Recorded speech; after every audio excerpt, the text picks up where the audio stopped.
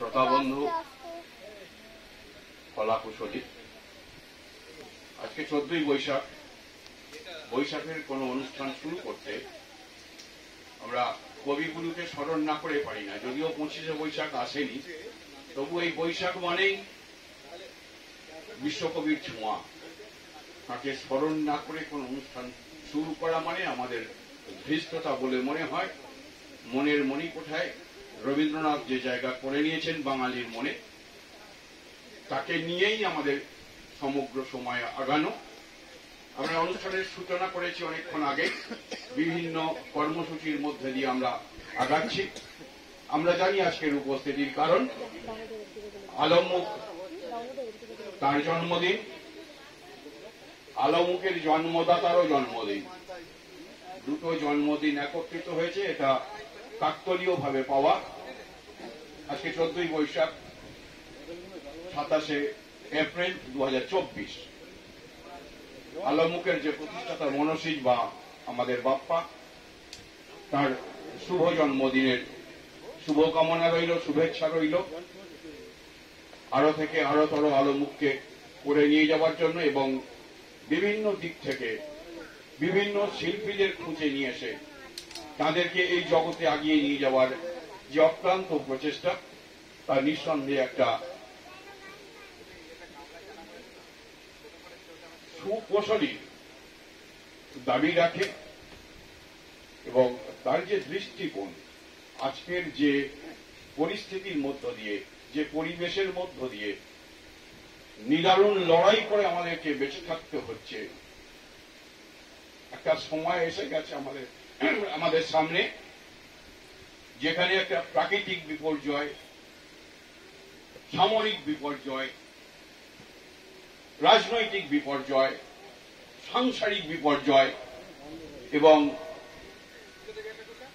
সুস্বাস্থ্যের বিপর্যয়, সবকিছু বিপর্যয়ের মধ্য দিয়ে চলতে চলতে, বিপর্যয়কে কাটাতে কাটাতে যখন আমরা বিধ্বস্ত, আমরা যখন স্থবির হয়ে যাচ্ছি ক্রমশ, সেই পরিবেশের মধ্য থেকে দাঁড়িয়ে যখন একটা সাহিত্য, শিল্প, সংস্কৃতির চর্চা আমাদের সামনে উপস্থিত হয়, আমাদেরকে দাঁড়িয়ে কিছু বলার, কিছু করার সুযোগ এনে দেয়, তখন মনে হয় যে মৃত্যুর কিনারায় দাঁড়িয়েও বাঁচার একটা হাতছানি খুঁজে পাচ্ছি কোন একটা দিক থেকে।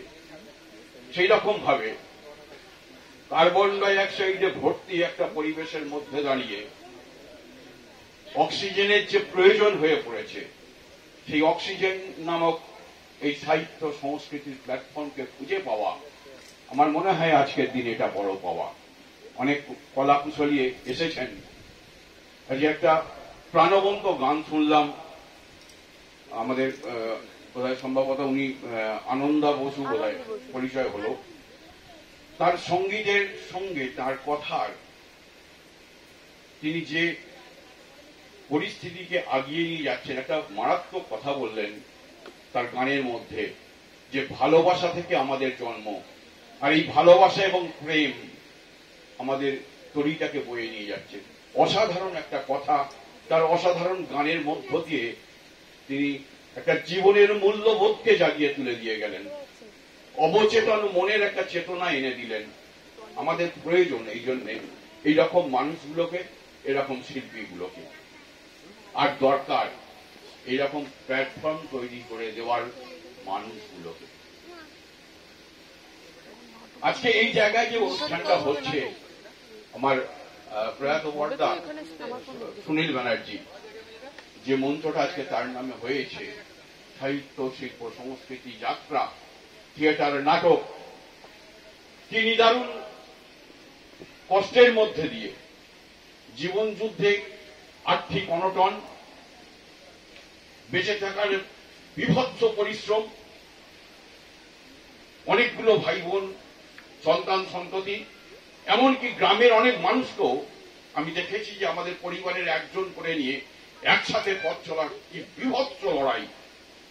সেখান থেকে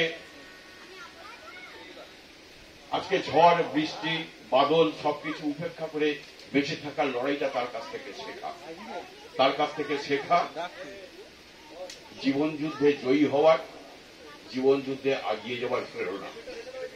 এরকম ভাবেই চলতে চলতে আমরা বিভিন্ন পরিস্থিতিকে কাটিয়ে অন্ধকারের মধ্যে আলোকে খুঁজে পাওয়ার রাস্তা তিনি দেখিয়ে দিয়ে গেছেন। আপনারা অনেকে জানেন, অনেকে জানেন না। আজকের যে প্রজন্ম আমার গ্রামের এখানে বসে আছে, বা আমরাও অনেকে জানি না, একটা ধারা প্রবাহিত হয়, একটা বংশ পরম্পরায় যে ধারা আমরা বলি, যেমন একটা অসুখের ক্ষেত্রে আমরা বলি এটা মায়ের ছিল, বাবার ছিল, এটা জন্মগত প্রাপ্তি। ঠিক এইরকম এই সাহিত্য চর্চাও কিছু অসুখের মতন, এটা জন্মগত প্রাপ্তি। বর্দার কাছে শুনতাম, আমার বাবাও যাত্রা থিয়েটার করতেন তখনকার দিনে।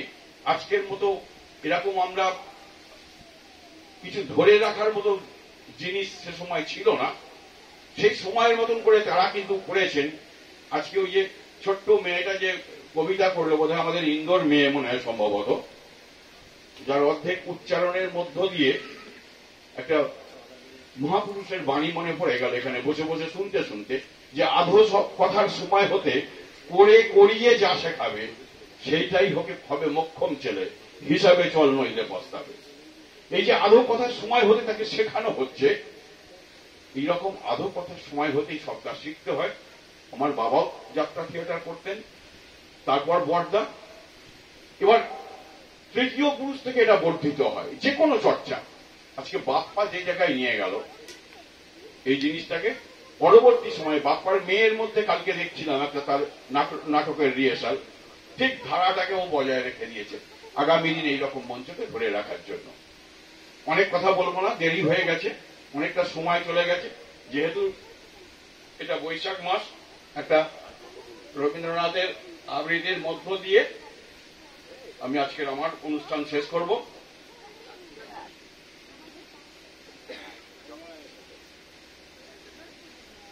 গানটা দেখিয়েছে, গানটা হয়েছে, গানটা হ্যাঁ হ্যাঁ, গানটা হয়েছে।